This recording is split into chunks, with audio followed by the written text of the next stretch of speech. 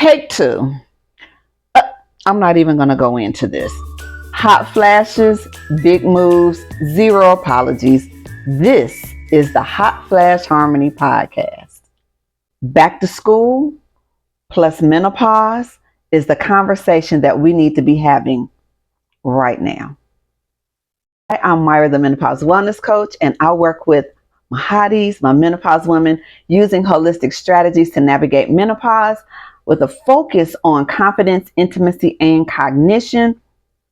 Because it's August and I accidentally fell into a topic that I had planned to talk about later, but hey, this seemed like such an apropos time to talk about back to school. And this is a conversation that I've been an educator for over 20 years that has never been discussed in schools, in any of our pre-service trainings, is that we are now back to school. We are hotties, women, perimenopause, menopausal women.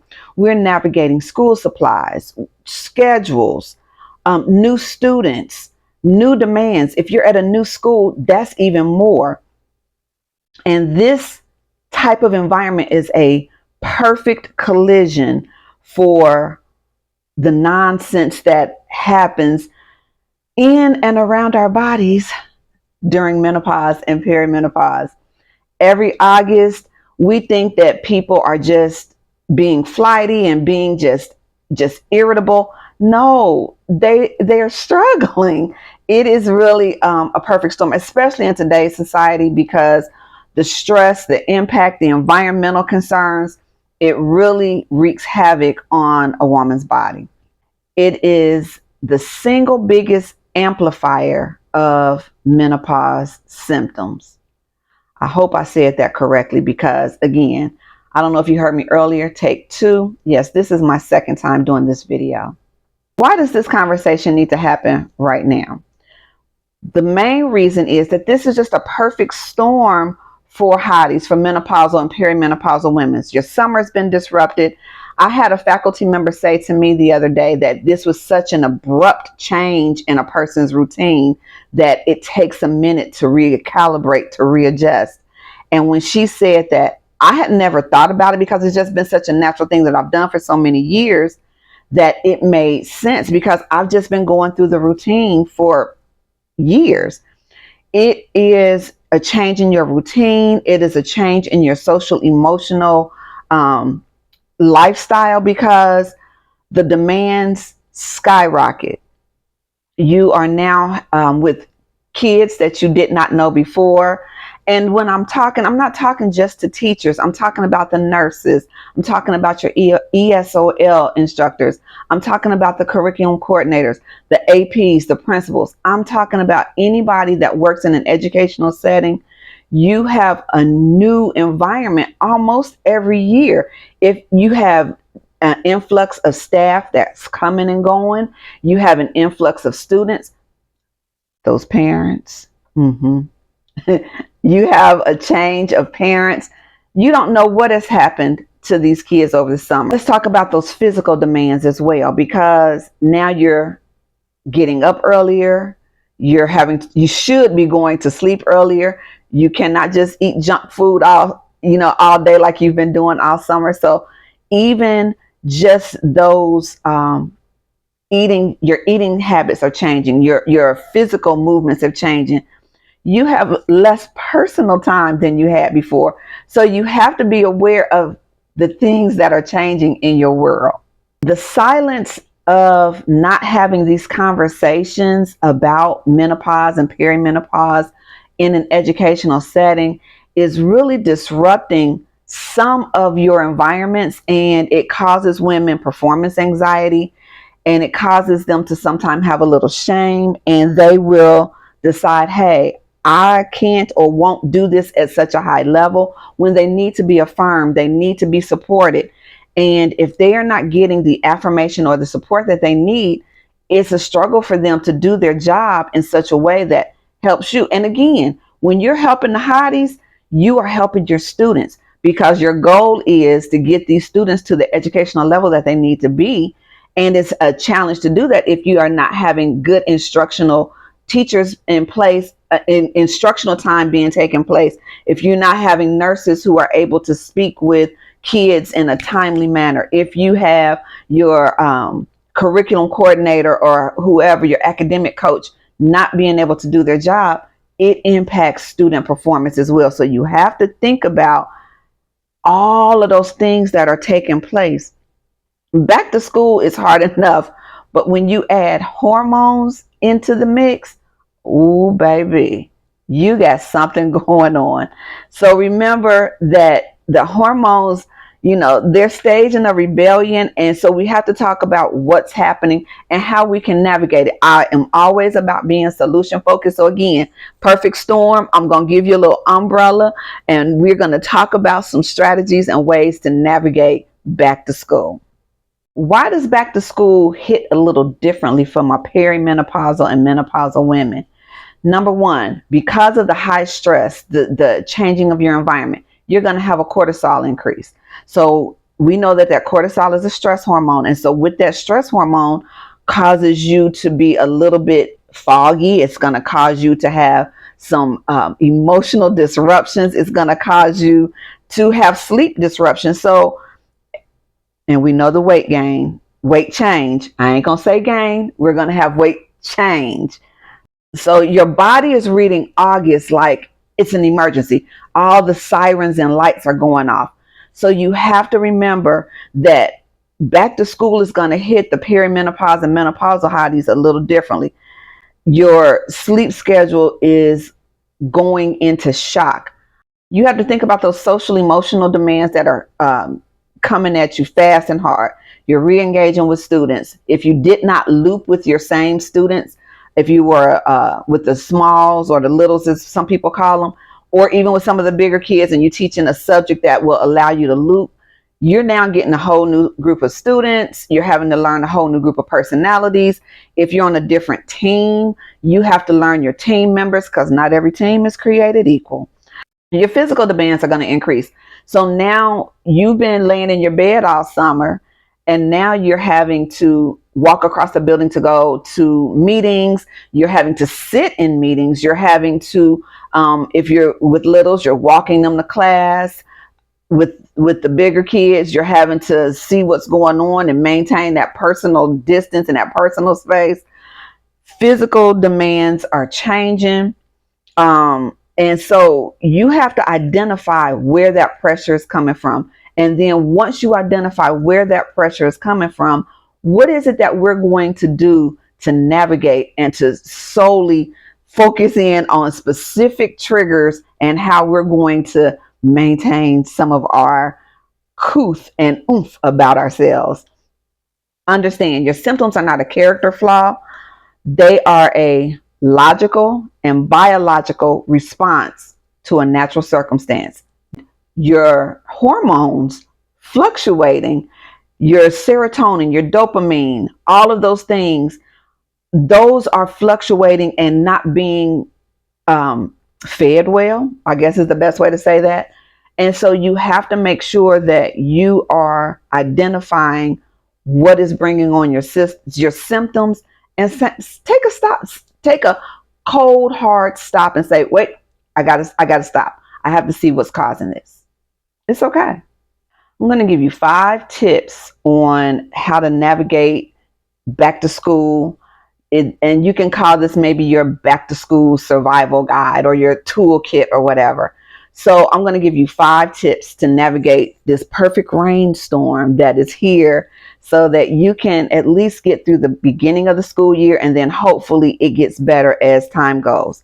So number 1, if school has already started for you, that's okay. You can still do a wellness reset. And when I say a wellness reset, that means your sleep schedule. That means start meal prepping. And what I did today, and I went through my cabinets and my refrigerator because I did not feel like going to the grocery store today. And I put in to AI and I said, these are the things that I have at my house. And I am going to need you to help me with a menu for the week. And because I have, the basic staples, beans, rice, I have a couple of vegetables in there. So I asked my AI, hey, as I call it, my personal assistant, come up with some menu ideas for the week, or at least the first 3 days, that are going to help me to navigate this week. I have my work clothes already out. I already have my workout clothes out because I'm going to get up and I'm going to walk in the morning before I go to work. And I've had an honest conversation with myself to say, what can I do and what can I not do? Your classroom, your office, that is your space. So have you a personal kit per se, whether it's cloth, soap, deodorant, toothpaste, floss, all the things, because you don't know what your day is going to be like. And as we're going through hormonal changes, that body odor can sometimes change. So we got to be prepared for whatever happens. I've had a coworker who also had an ice maker. She brought her ice maker from home, put it in her classroom, and she would have ice to crunch on throughout the day. You have to make your classroom your wellness space. Have you some aromatherapy going on, some mint, some peppermint, some lavender oil, some spearmint. Have you some things that you're going to need to get through your day. And depending on the level of the students that you have, create a break in between those students. So if it's a 30 to 60-second break where you can stretch, jog in place, move your body, do some Tai Chi, something that is going to help you to break the monotony and help you to release some stress. I probably should have said number one, number two, number three. This is number three. Your schedule and your energy. You have to guard it. If school has not started for you, please front load as much as possible. Typically, people get a curriculum map. You know what your pacing guide is looking like, especially for teachers. So start planning things ahead of time. Make you some friends. If you are not a new teacher and you've done things in the past, or you've worked with certain people in the past, get you a friend group that y'all can exchange lessons, lesson plan ideas, see how things worked for a certain group of teachers, and you utilize that same lesson or process or similar lesson. Do not overwork yourself, because in the beginning, you got to get used to that transition. Your planning period, your prep, whatever you want to refer to it as, guard it. It is yours. Please use that time wisely, even if it means you start doing whatever during your planning period or your prep, and you go outside, get you some air, come back into the building. Build you some time in to just meditate, take a breath, just debrief a little bit within yourself, and maybe with a partner teacher. Number 4, move your body during the day. I cannot say it any better than that. Move your body throughout the day. Eat breakfast. I'm not a big breakfast eater, but I do try to have something that I can access once I get to school.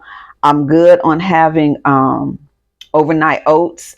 In the winter when it gets cold, I'll have oatmeal, and I sweeten it using either agave nectar, maple syrup, not table syrup, maple syrup, and I even have some molasses. So it just depends on whatever flavor. Some people use date sugar, but you want to have something to energize your body that is, I like high fiber. I know a lot of people are like, oh, you got to get your protein in. You got to get your protein in.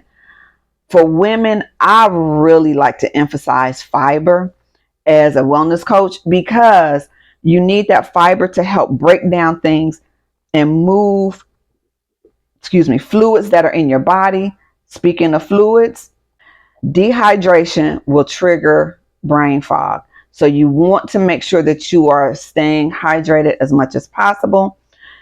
And again, I know that may sound counterintuitive, because I'm just going to say this. I remember at the last school that I was at, I am a tea drinker. I'm going to have me a cup with some tea in it. I could hear the AP and another teacher outside my classroom having a conversation. So I walk over to the door and I said, hey, can I run to the restroom? The restroom was 2 doors down the hall. And the assistant principal said, oh, no, I got to go see a student on the other side of the building. I had to hold it until the end of class because I couldn't just leave my students in there by themselves. So I had to hold it until the end of class when he was just standing outside my door having a whole conversation. But then all of a sudden, oh, wait, I felt myself about to go on a tangent. Nope, stay focused, Myra, stay focused. If you can get out, I remember at one school that I was at that I loved the people, the kids, the admin, everybody. My room was at the very end of the hallway, and at the very end of that hallway was a door that led outside. I was able to, between classes, just go stand outside that door. Whether it was raining, I would watch the rain come down. If it was super sunny, I would go and get me some sun. But I was able to utilize that door as a way for me to get outside and get some air. So please understand that you need to be taking care of your body. Move your body. That was number 4. Number 5 is your mindset. So you have to release the comparison that you may have had about yourself prior to perimenopause or menopause. Because a lot of times women will be like, oh, I used to be this high, vibrant person before menopause. And to be quite honest, you still are. You just have to learn to readjust and adjust to the change that is taking place. You know, find you a person in the building that you can have good conversations with so that you can share good recipes. I have a coworker. We share amazing recipes. We share medical things that about our bodies and things that we need to do. I was just roped into, we are going to be doing some fitness and wellness things at work. So I was roped into that and I'm okay with it. Understand, we are not going to trauma bond, but what we're going to do is find some people to have some good, well-intended conversations with so that we can just be the best version of ourselves.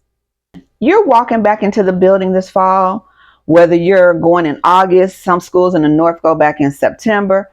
You are walking back into the building more informed, more experienced, more aware. You have me to help give you and guide you with information. Remind yourself that I have a whole and well program that I'm willing to work with you, your school district, your school, just simply your school. I am here to help hotties to navigate, menopause mamas, whatever you want to refer to yourself as, navigate this stage of life because it is truly a doable process. And the program that I have put together, because I am a former classroom teacher, I am a former administrator, I've been a curriculum coach and all the things, I know what it feels like. So I am here to help as much as possible. I would encourage you, use the 5 tips that I just gave in this session to figure out how that's going to help you in your day-to-day as you are getting back into the school system, getting back into as a nurse, into the central office. I know most central office staff typically work most of the school year. Most of the summer. However, you are still, it's a change of pace. And I promise you that change of pace is going to impact you. Even if you've been in district office and you only had those people that are in the office to talk to, now you have everybody in the system to talk to and deal with different situations. So if you have not connected with me, please feel free. If you have a question, you can email me at hello@MyraInMotion, and that is hello@MyraInMotion.com, MyraInMotion.com. I am here to help as much as I can. I look forward to being your help, your guide, your wellness coach. All right. Hotties, stay in motion. Remember, you are moving into the best season of your life. The flash is temporary. The power is permanent. See you next time.